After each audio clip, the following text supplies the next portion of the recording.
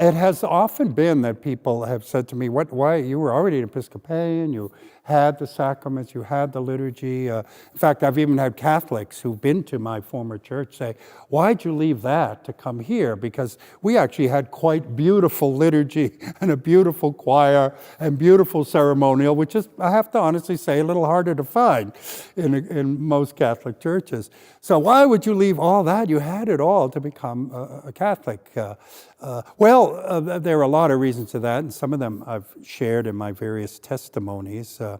But I have to also say that now that I am a Catholic, and in a way I didn't really know this till I kind of thought it was there, but I didn't really know it till I came here. Catholicism is much bigger.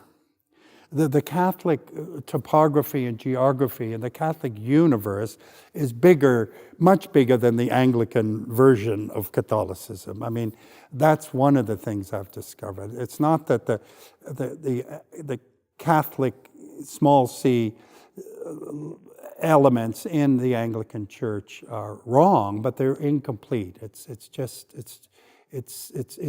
a piece of what Catholicism is, but it's not all of it. And so this whole universe is much bigger, and of course that's partially what the word Catholic means, universal. It's a much more universal universe. It's a bigger spiritual universe than I thought it was bigger, but I didn't know how big it was till I got here.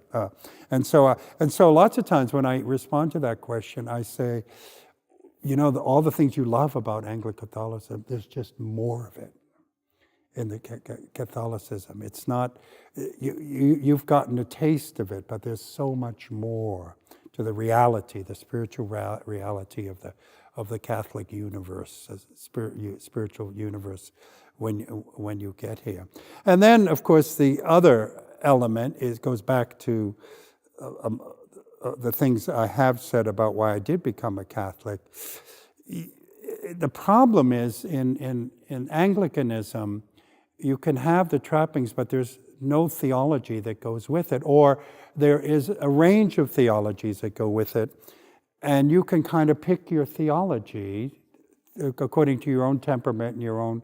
Now, I used to think that was a wonderful piece of intellectual freedom that the Anglican Church gave us, which made it superior to the Catholic Church, where they told you what to believe.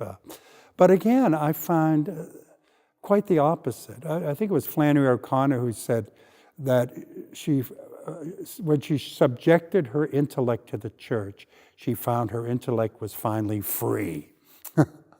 And I found that the freedom to make up your own theologies was not really a freedom.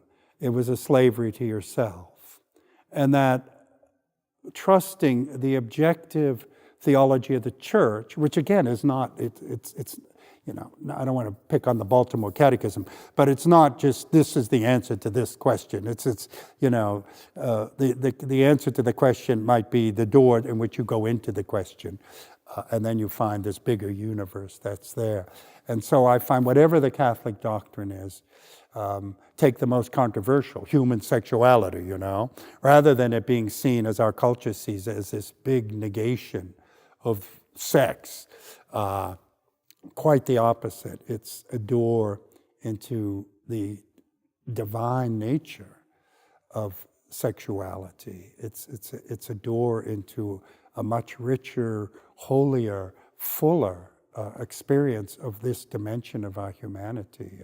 And I find that true, whatever it is, whatever sacraments or the theology of the saints or Mariology or whatever the door is. It's a little bit, I like the image of icon, you know, that in the computer sense of the word, you push this icon and it opens a universe, a whole new universe it takes you into.